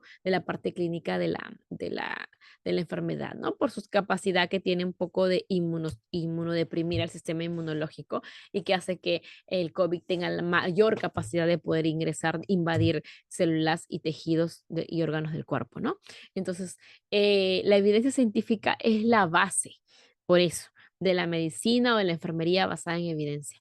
Entonces, ¿de qué? ¿De dónde va a salir? De las investigaciones, ¿no? Especialmente aquellas que están en el top. En el top están los ensayos clínicos aleatorios, están también las revisiones sistemáticas, ¿no? Que son lo más top, están las cohorte también, esos tres están arriba, ¿no? Esos son donde más va a jalar. Cuando no hay eso, ya nos vamos a estudios quizás más abajo de esta línea jerárquica, pero obviamente la calidad de evidencia también ya no va a ser buena sino va a ser baja, ¿no? Entonces se evalúa críticamente cada uno de las investigaciones. No es que porque está publicado está ok.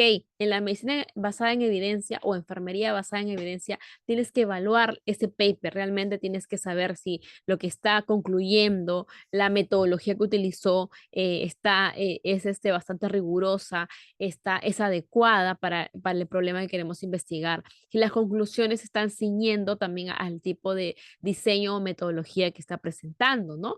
Imagínense concluir con algo que es causal, es decir, que diga que este factor provoca esta enfermedad cuando el estudio apenas es un estudio descriptivo. No podríamos decir eso porque un estudio descriptivo no alcanza, no tiene este poder de decir que realmente hay un sentido de causalidad, ¿no? Solamente están las cohortes, los ensayos clínicos aleatorizados y las revisiones sistemáticas que tienen este mayor nivel jerárquico para lo que es alcanzar la causalidad.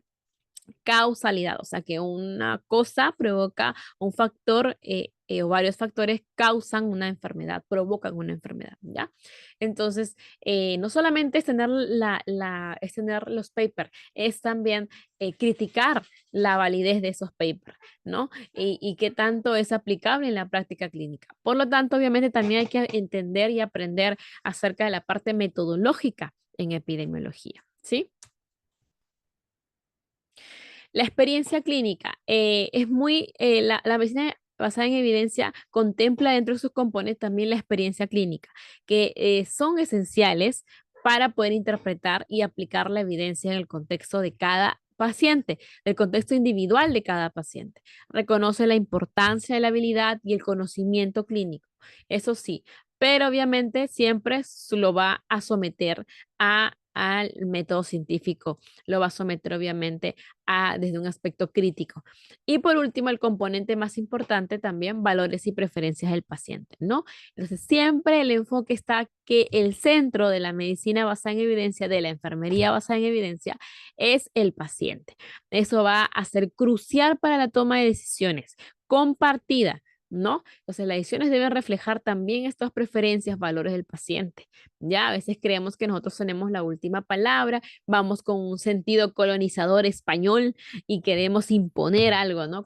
Y como suscitó muchos años atrás, como los españoles, vamos con el afán de conquistar y de creer que tenemos la última palabra y el resto, ¿no? Vamos como a satanizar todo lo que crean. Y a veces eso se ve mucho, ¿no? Porque piensen en el contexto de las diferencias culturales, ¿no? Cuando vamos a una cultura que de repente, pueblo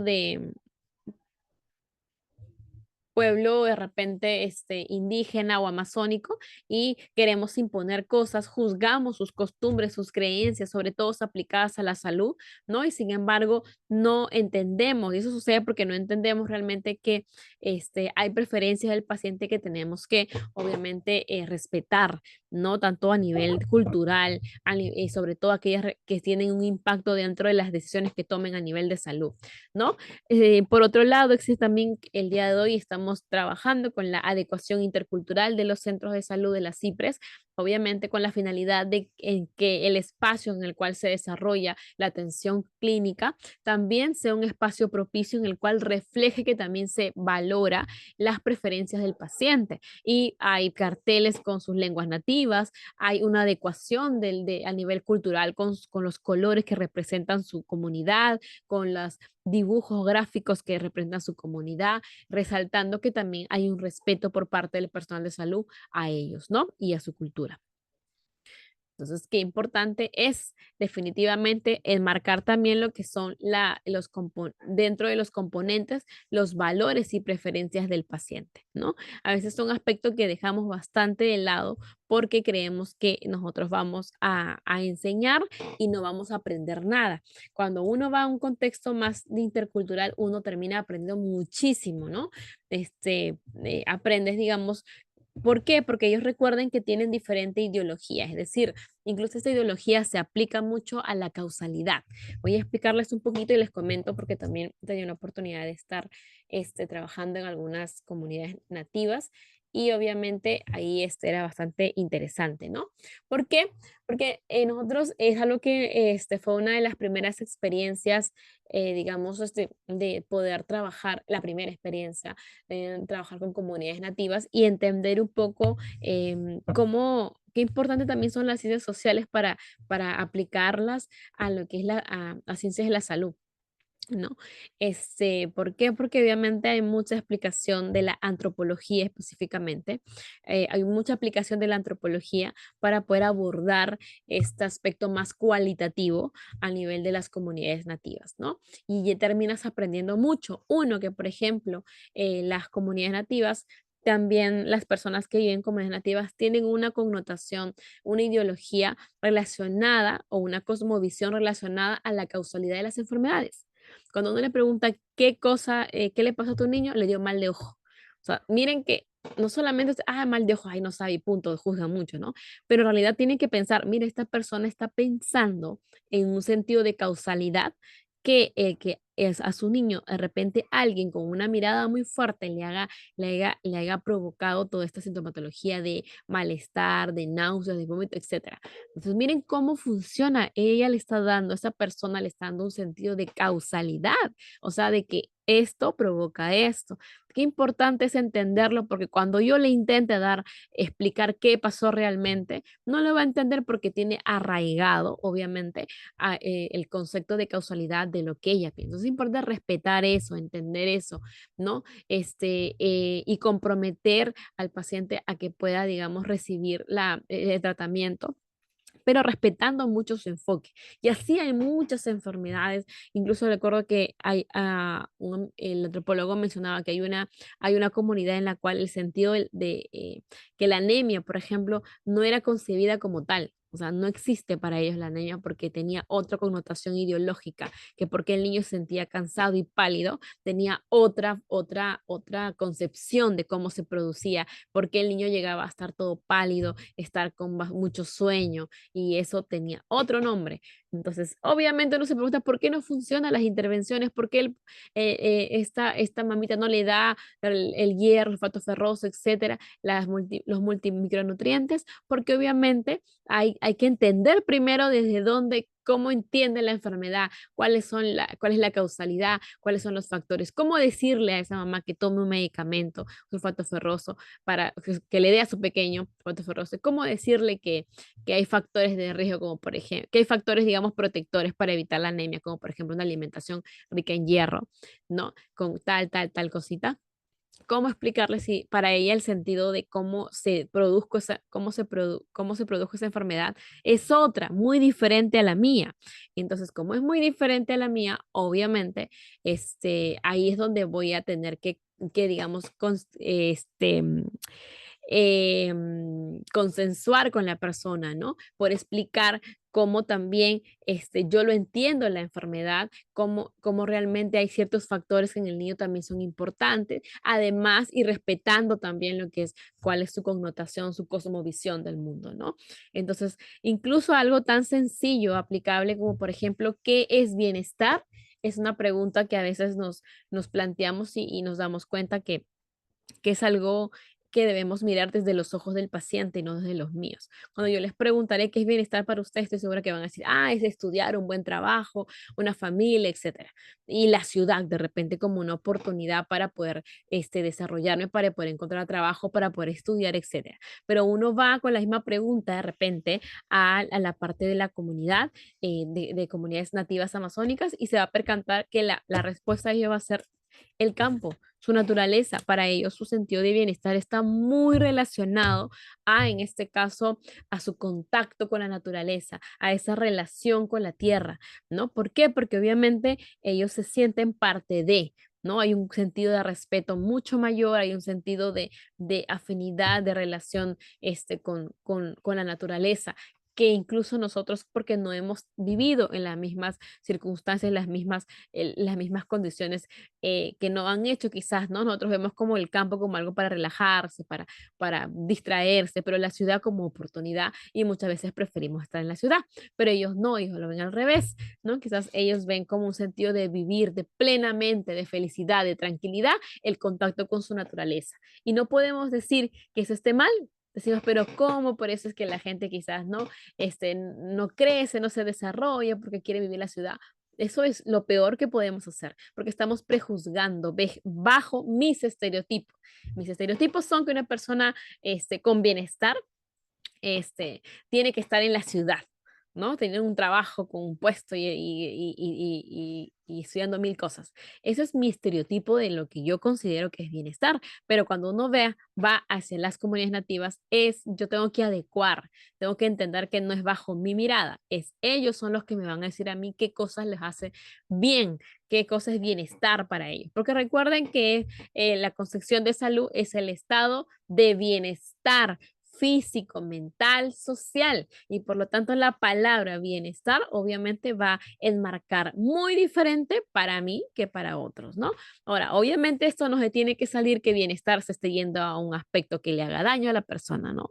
Definitivamente tiene ahí límites y los límites son simplemente que aquello que no haga daño a la persona, ¿no? Entonces, que no, ni a ella ni a ningún integrante de la comunidad o de la familia, ¿no?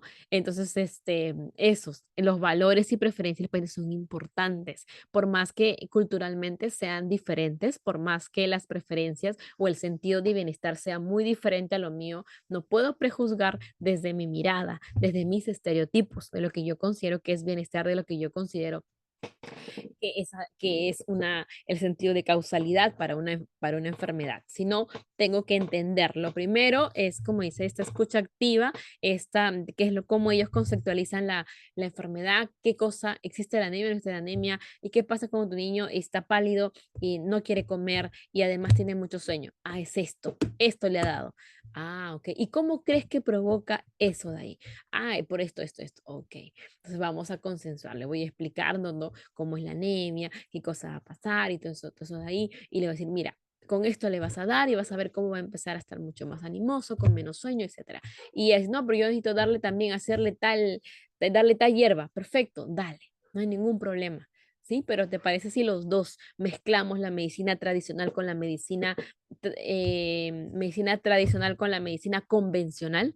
La medicina que nosotros aplicamos, que nosotros damos con medicamentos, con fármacos, es la medicina convencional.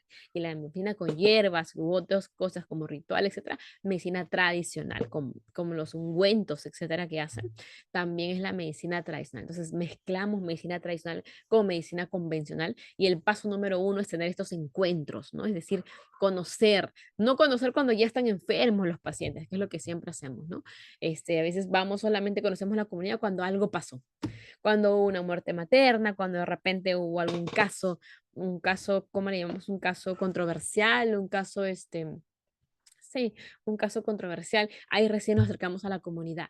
Lo primero que tienen que hacer para aplicar medicina basada en evidencia, enfermería basada en la evidencia durante toda su instancia en alguna comunidad o en algún lugar, es obviamente ir a conocer a este perfil, no solamente epidemiológico, sino también en un aspecto social, cómo se desarrolla, cómo crece la comunidad, cómo se relaciona la comunidad, cuáles son los valores, los principios, cuál es el sentido de causalidad de las enfermedades más prevalentes, ¿no? No todas, pero las más prevalentes, las que yo sé que en esa comunidad están yendo dentro del top 5 o top 10 de enfermedades, ¿no? ¿Cómo creen que suceden esas enfermedades? Porque eso, recuerden que como ellos creen que suceden las enfermedades, va a hacer o va a responder cómo hago para prevenir esa enfermedad. Si ellos creen que es mal de ojo, le van a colocar su pulserita, van a tratar de no sacar a los bebés, van a tratar de tapar a los bebés la carita, ¿sí? Me dejo entender, se dan cuenta cómo su sentido de causalidad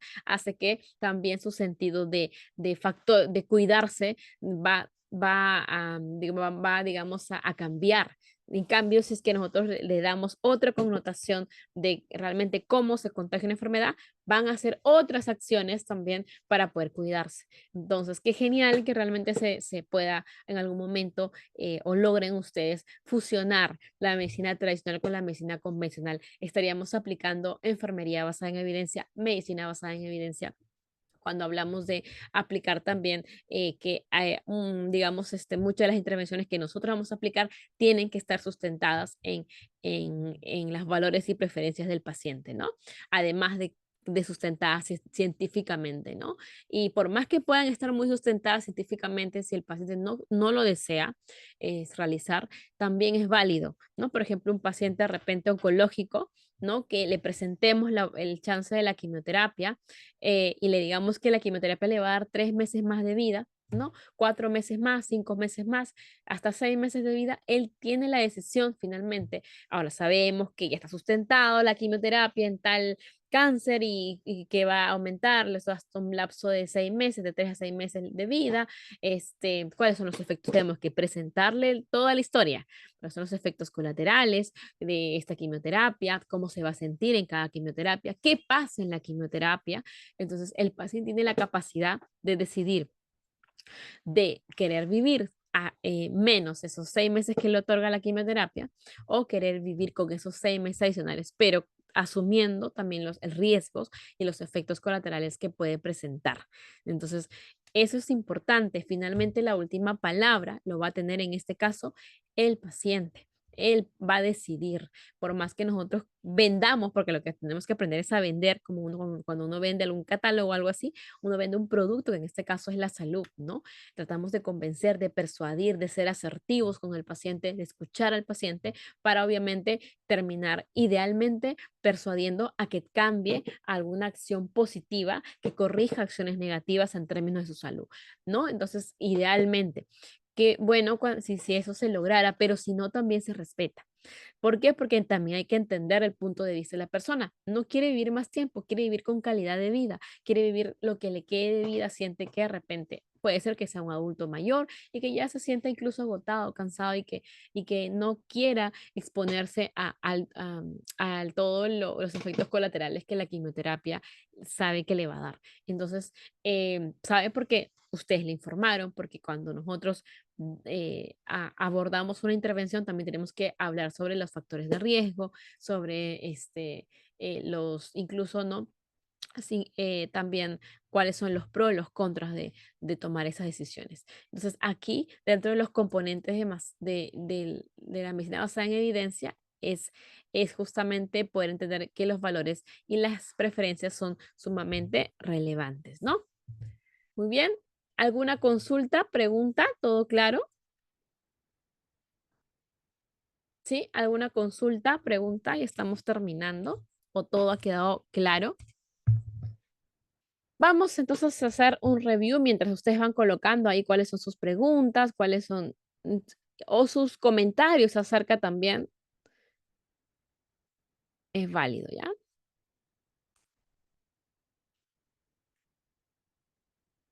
Entonces, ¿qué hemos visto el día de hoy? Vamos a ir a esta lámina. Ujú. Entonces, hemos hablado acerca de la práctica clínica. Hemos hablado qué cosa es la práctica clínica, procedimientos, acciones, ¿no? Realizadas en el ámbito clínico. Habíamos hablado de la importancia que tiene la práctica clínica como generadora de intervenciones, como generadora incluso de datos, que nos permite básicamente identificar un perfil epidemiológico, conocer al paciente, eh, prever las intervenciones, planificarlas, ejecutarlas, ¿no? Corroborar que efectivamente estas funcionen, estas estén acorde a las necesidades del paciente. Hemos hablado acerca de las medidas preventivas, como este modelo de Lively y CLAR, de periodo prepatogénico, patogénico y pospatogénico, nos permite también entender que nosotros hacemos prevención primaria, secundaria y terciaria, no solamente la primaria, es decir, no solamente abordamos antes que aparezca la enfermedad, sino también abordamos durante y también después que esté la enfermedad. Eso es un aspecto integral, la integralidad de la atención se enmarca en ello. Hemos hablado también acerca del uso de la medicina basada en evidencia, que también existe su contraparte, que es la enfermería basada en evidencia. Recordar aquí que la única diferencia es que medicina encarga de curar, enfermería se encarga de él. A ver, ¿de qué se encargaba? ¿Alguien recuerda? Medicina se encarga de curar y enfermería se encarga ¿de qué se encarga? A ver, se llama el objeto, le llamamos, ¿no? En la parte de la literatura llamamos ¿cuál es el objeto, ¿no? Para lo que es enfermería y medicina. Medicina ve lo que es curar y enfermería ve lo que es cuidar, ¿no? Entonces, por ahí ya encontramos esa diferencia que es bastante importante, pero sí compartimos a los sujetos, que es en este caso a la persona, familia y a la comunidad, ¿no? Eso sí tenemos en común, pero obviamente nuestro foco de atención es muy diferente, ¿no? Entonces, incluso diría que en un aspecto, nosotros vemos desde este sentido integral porque buscamos aplicar prevención primaria, prevención secundaria y prevención terciaria, ¿no? Recuerden que esto no tiene nada que ver con los ámbitos clínicos, no es decir, no voy a hacer solamente prevención, digamos, primaria en el centro de atención primaria o no voy a hacer solamente atención secundaria en los hospitales, sino hay en muchos lugares yo puedo realizar este tipo de prevención primaria, secundaria o terciaria. Hay centros de atención primaria, los 1-4, que tienen centros de rehabilitación. Tienen la unidad productora de servicios de salud, UPSS, que es rehabilitación y fisioterapia y rehabilitación. Entonces, por lo tanto, ellos también hacen prevención terciaria. No tiene nada que ver con que el tercer nivel solamente, es decir, los institutos van a hacer lo que es prevención terciaria. No, no confundamos los niveles de atención con lo que estamos hablando, que en este caso es digamos, la clasificación de la prevención. Primaria, terciaria primaria, secundaria y terciaria, ¿no? No tiene nada que ver con los niveles, que es otro nivel, hablamos primer nivel de atención, segundo nivel hospitales, tercer nivel institutos. Eso es otra clasificación de las CIPRES o de los establecimientos de salud, ¿ya? Pero no es lo mismo lo que estamos viendo ahora o lo que hemos visto el día de hoy, tiene que ver con la clasificación de la prevención primaria, secundaria y terciaria, que está muy relacionada a este modelo de Liber y Clare que hablaba sobre lo que es periodo prepatogénico, patogénico y pospatogénico. Tienen la misma categorización de antes, durante y después de la enfermedad, ¿no? Muy bien. Entonces, a ver, consultas, preguntas, ¿todo claro entonces? Para poder ir cerrando, ¿sí?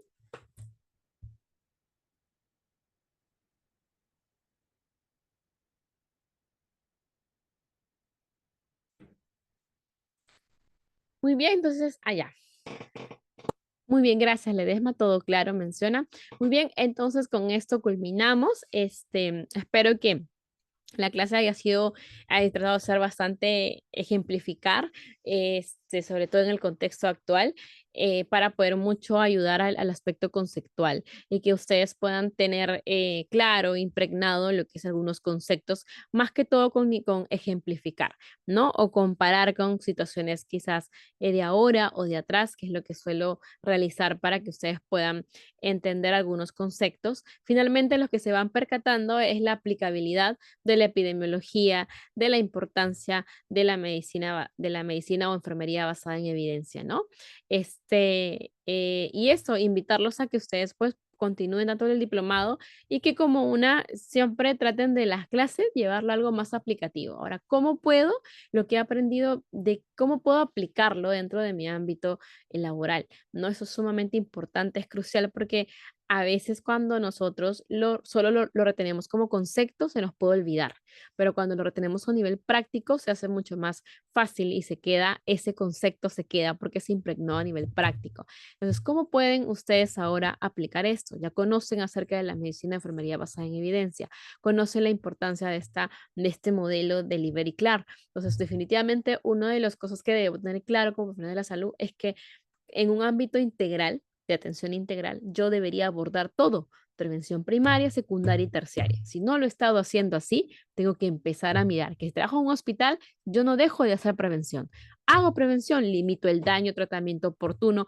Por lo tanto, tengo que estar pendiente de la sintomatología y signos signos y síntomas de esta persona porque puedo de esta manera diagnosticar, ayudar a que el médico diagnostique de manera oportuna, porque va a decir la enfermera reporta.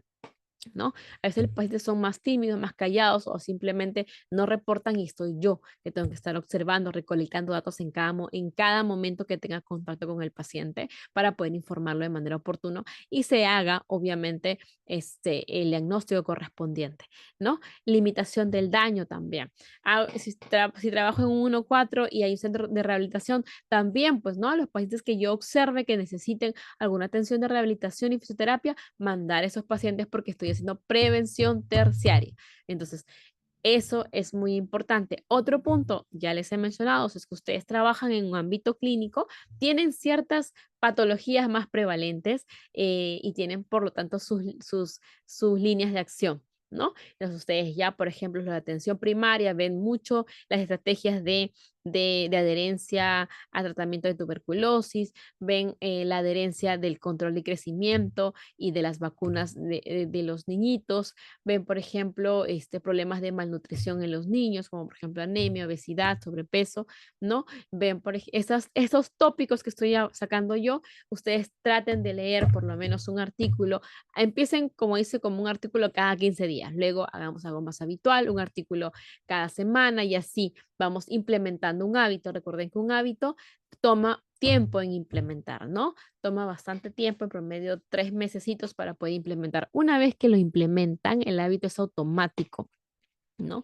Si yo automáticamente me voy a agarrar y voy a buscar ya mi paper, ya no, digamos de manera habitual, común, lo voy a realizar sin esfuerzo, ¿no? Al inicio sí nos cuesta y por eso hay que hacerlo lento, hay que ir cada mes, cada 15 días, leer algo y luego pasar a aumentar la cantidad de paper para poder estar actualizados a esta vanguardia que sobre todo hoy tenemos al menos esta oportunidad de acceder a la información de manera rápida o de manera, mejor dicho, global, ¿no? Todos tenemos la información a la mano, pero hay que también saber interpretarlo, ¿no? Muy bien. Entonces, con esto estaríamos culminando. Si no hay más preguntas, consultas, ¿sí? Muy bien, a ver. Ok, gracias, Registro. Entonces, eso. Me acuerdo mucho que había visto un libro que marcaba que 3 meses es el tiempo en promedio con el cual nos toma realmente aprender algo y que nunca se empieza por ser muy, no, por ejemplo, voy a empezar a leer todos los días y uno se aburre porque nuestro cerebro está acostumbrado realmente a no querer hacer las cosas. Por eso tenemos todos queremos, hay robots que limpian, queremos de un robot que haga todo, ¿no? Porque de por sí el cerebro del ser humano trata de, tiene la ley del poco esfuerzo, o la ley del esfuerzo mínimo, es decir, que buscamos evitar, ¿no? Mucho esfuerzo y tratar de hacerlo con el más mínimo muchas cosas, ¿no? Entonces, por lo tanto, si ya sabemos que nuestro cerebro funciona así, hay que hacérselo fácil, hay que de repente ya imprimir nuestra lectura y dejarla en un lugar visible para que nosotros podamos acceder. Yo lo que hago, por ejemplo, es cargar cada momento algunos libritos ahí en mi, en mi, en mi bolsito y así en cualquier momento que tenga libre, que tenga de repente un espacio, tanto en la hora de comida, si es fijo, pero de repente cuando me voy a hacer algún trámite o algo, ya tengo que tener mi librito ahí porque me pongo a leer. Entonces, es algo que uno busca la oportunidad. Entonces, vamos de repente en la movilidad, ya tengo mi hojita impresa y me pongo a leer eso de ahí, ¿no? Entonces, de esa manera evitamos que, digamos, tengo que imprimirlo, qué pereza tengo que hacerles, lo dejé en mi casa, después leo.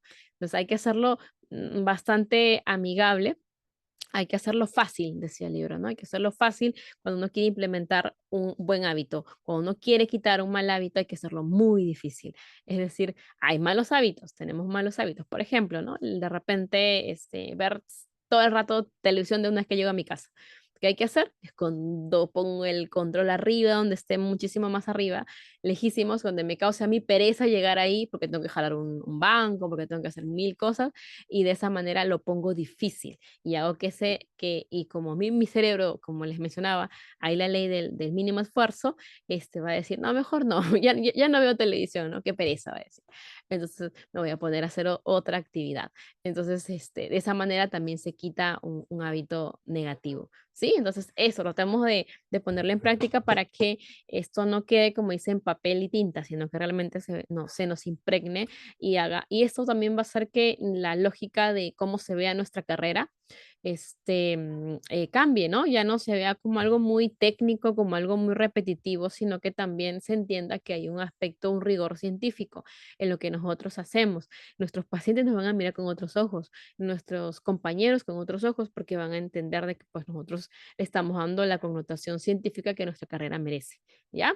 Entonces, eso, que tengan muy buena tarde. Ha sido un placer poder acompañarlos en su proceso de aprendizaje, en ser su facilitadora de este proceso de aprendizaje. Nos vemos en una siguiente ocasión. Que tengan muy buenas noches.